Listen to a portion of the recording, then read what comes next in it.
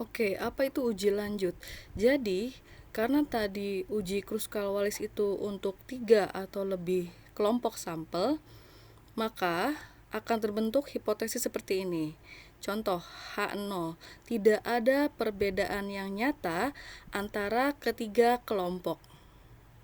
Ya, berarti apa? Kelompok 1 sama dengan kelompok 2 sama dengan kelompok 3.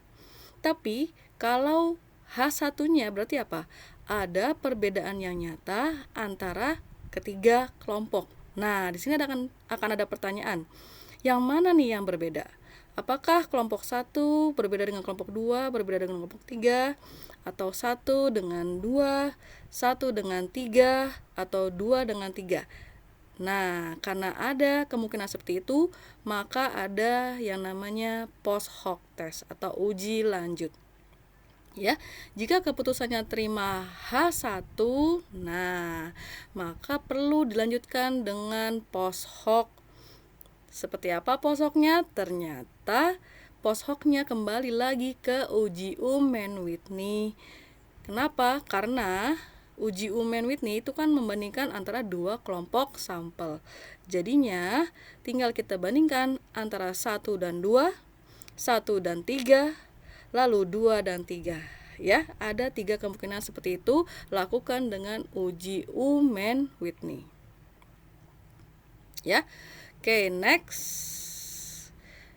Nanti pada saat SPSS ada kasus, contohnya kesukaan terhadap rancangan interface terhadap 3 rancangan, ya. Jadi seperti yang tadi saya bilang, kalau mau uji post hoc berarti apa? Antara interface 1 lawan interface 2, interface 2 lawan interface 3, dan interface 1 lawan interface 3. Jadi ada 3 kemungkinan uji lanjut.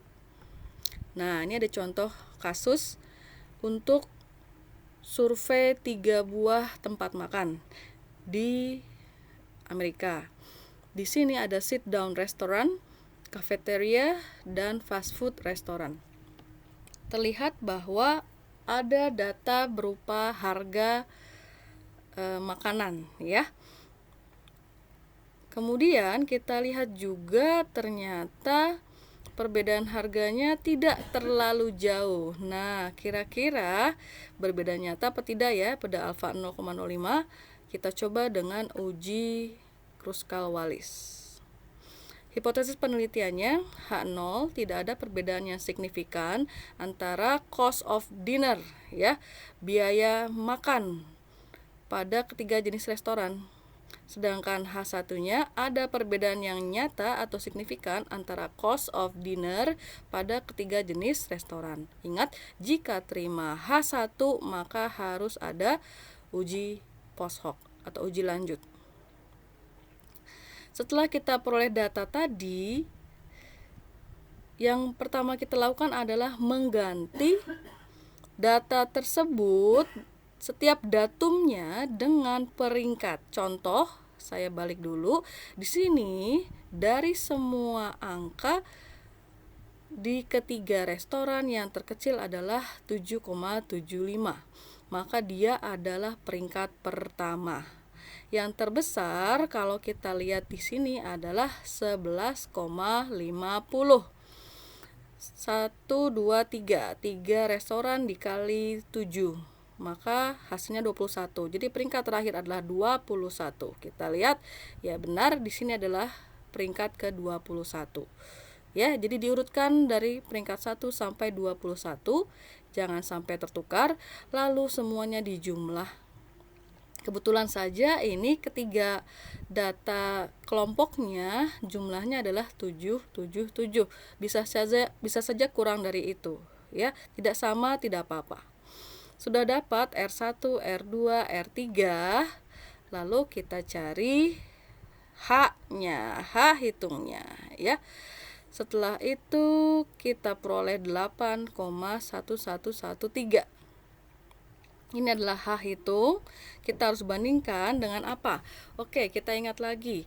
Kalau di sini 7 untuk setiap kelompok, berarti kita menggunakan kategori kedua, yaitu dengan tabel chi-square, bukan dengan tabel H ya.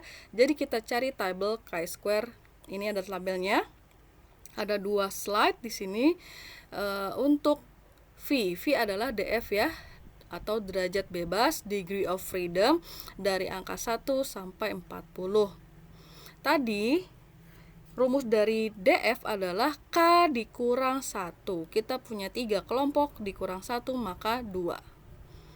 Ya, di baris yang kedua sini.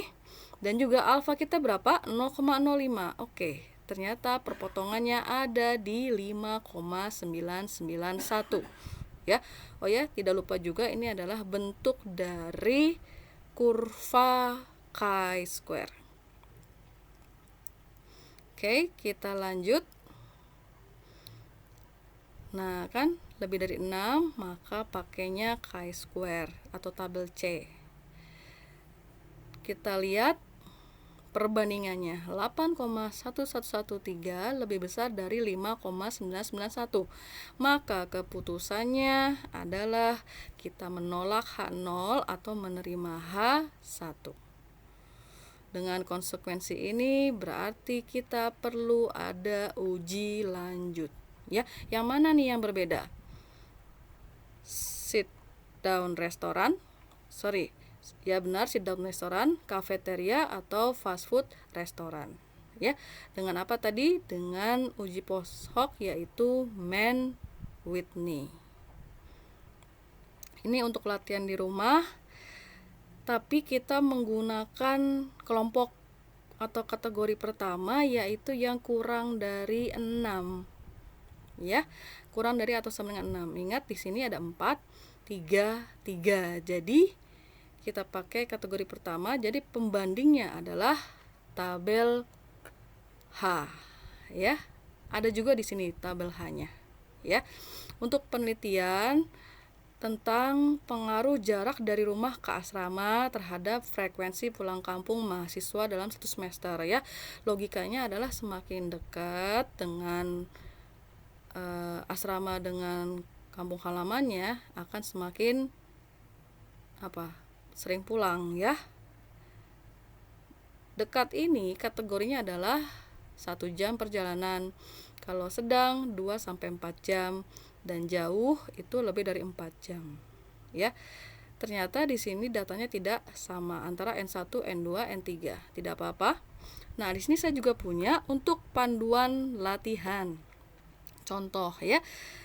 Ada sedikit yang berbeda. Untuk contoh di sini, pertama perbedaannya di alfa. Kalau tadi 0,01, untuk contoh 0,05, dan angkanya slightly different ya. Bisa lihat set ya, cuma 1 angka saja yang saya ubah ya. Insya Allah bisa ya. Oke, disinilah hipotesis penelitiannya. Jangan lupa ditulis. Tidak ada pengaruh yang signifikan antara jarak dari rumah ke asrama terhadap frekuensi pulang kampung. Terus ada pengaruh yang signifikan antara jarak dari rumah ke asrama terhadap frekuensi pulang kampung. Untuk H1-nya. Nah, caranya gimana tadi? Diganti datumnya dengan peringkat. Wah, ternyata ada yang sama nih ya. Jadi peringkat ke-5 ditambah peringkat ke-6 dibagi 2 yaitu 5,5, 5,5. Sama halnya seperti pada saat waktu itu di Man Whitney ya. Ada peringkat yang sama. Dan juga ada angka 8 3 kali, di situ dia sama-sama mempunyai peringkat 9. Oke, dapatlah R1, R2, R3 jumlah peringkatnya. Kemudian karena ini ada peringkat yang sama, kita cari faktor koreksi. Ada T kecil, 5,5-nya ada 2, 9-nya ada 3. Kita pakai rumus. Kemudian kita gabung rumusnya, jadilah di sini kita punya 0,03. Berarti ini adalah pembaginya ya, pembagi dari H hitung. Tapi jangan lupa 1 min 0,03. Ya, di situ rumusnya tadi. Kita lihat, nah ini ya angka 1. 1 min 0,03. Hasilnya yang tadi. Nah, seperti ini ya. Ternyata untuk peringkat yang sama itu mempengaruhi dari segi apa? Dari segi pembaginya. Kalau tidak ada peringkat yang sama berarti kan 1 min 0.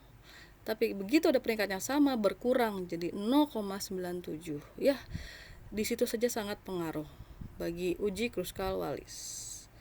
Hasil akhirnya adalah 8,23. Kita lihat tabel H. Oke, ini adalah tabel H. Ya. Kita lihat untuk K yang sama dengan 3, alfanya terbagi jadi 2 nih, 0,05 sama 0,01. 4, 3, 3. Kenapa? Karena tadi N1 kita 4, N2 kita 3, N3 kita 3 juga. Ternyata 5,791. Sekali lagi, ada 2 halaman ya. Kita bandingkan, ternyata lebih dari 8,23 lebih dari 5,791, maka keputusannya kita menolak H0 atau menerima H1. Lagi-lagi ya, lebih besar H hitungnya. Jadi mau nggak mau nih, harusnya sih perlu ada nih uji post hoc, tapi tidak perlu, untuk tugasnya sampai kesimpulan saja. Ya. Oke. Catatan lagi nih, kalau untuk K4 dan K5 ternyata lebih ribet lagi. Kenapa? Karena ada angka 4 sebagai tolak ukurnya. N1, N2, N3, dan atau N4 kurang dari atau sama dengan 4, gunakan tabel H. Sedangkan untuk tabel C, jika lebih dari 4. Dan untuk K sama dengan 5, itu patokannya adalah 3. Ya, kalau yang kecil kurang dari 3, itu pakai tabel H. Kalau lebih besar dari 3, N1 sampai N5-nya, pakainya tabel C. Tinggal diikutin aja. Ya. Nah, itu saja untuk pertemuan kali ini. Atas kekurangannya mohon maaf sekali. Terima kasih banyak atas perhatiannya. Wassalamualaikum warahmatullahi wabarakatuh.